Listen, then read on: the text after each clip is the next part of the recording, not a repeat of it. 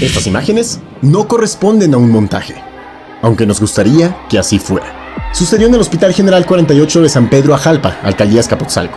Las agresiones contra el personal de salud vinieron por parte de familiares de un recién fallecido por COVID-19.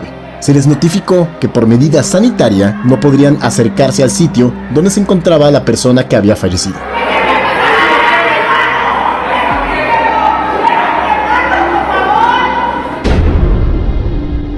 Por otra parte, en Iztapalapa, un hombre que bajó de su auto virtió gasolina cerca de 2 ambulancias que se encontraban estacionadas. Les prendió fuego y escapó. Historias de hostigamiento y agresiones se comienzan a presentar en diversas partes del país. ¿La razón? En muchas ocasiones la ignorancia.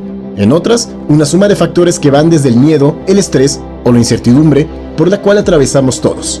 Ante esta situación, el Instituto Mexicano del Seguro Social ya está tomando cartas en el asunto. A través de un comunicado, notificó que a partir de ahora, los familiares de algún paciente en hospitalización recibirán los partes médicos vía telefónica. Solo en los casos en que se requiera la presencia de un acompañante por indicación médica, se informarán las medidas que éste debe tomar para estar con el paciente. Al interior de las clínicas, solo se permite el acceso a personal que sigue protocolos de seguridad sanitaria. Todo esto con el fin de evitar que los contagios se incrementen, indicó la dependencia, que también hizo un llamado a cesar las agresiones contra el personal médico, que es la primera línea de batalla contra la emergencia sanitaria que vive el país. Cabe destacar que según el artículo 189 del Código Penal, al que cometa un delito en contra de un servidor público o agente de la autoridad en el acto de ejercer lícitamente sus funciones o con motivo de ellas, se le aplicará una sanción de 1 a 6 años de prisión, además de la que le corresponda por el delito cometido.